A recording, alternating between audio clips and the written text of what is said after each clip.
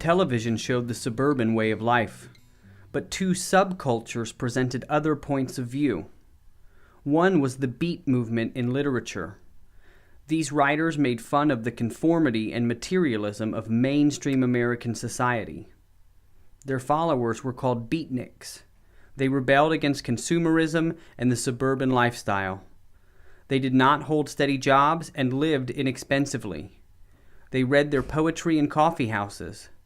Their art and poetry had a free, open form. Major works of the Beat generation include Allen Ginsberg's long poem Howl, Jack Kerouac's novel On the Road, and Lawrence Ferlinghetti's A Coney Island of the Mind. Some musicians also took a new direction. They added electronic instruments to the African American music called rhythm and blues.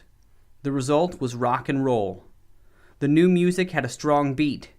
Its lyrics focused on the interests of teenagers, including alienation and unhappiness in love. And teenagers responded. They bought millions of records. The biggest star of all, the king of rock and roll, was Elvis Presley. He had 45 songs that sold more than 1 million copies. Some adults criticized rock and roll. They said it would lead to teenage crime and immorality.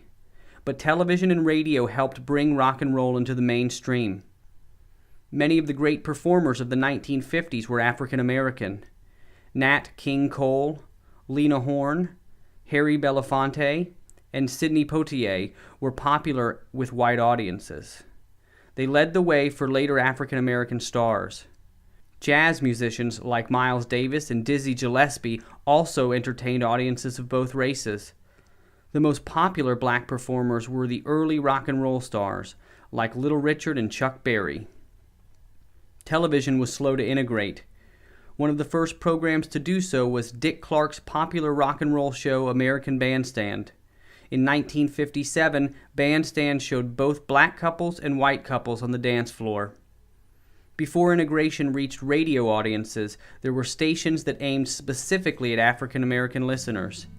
They played the popular black artists of the day. They also served advertisers who wanted to reach black audiences.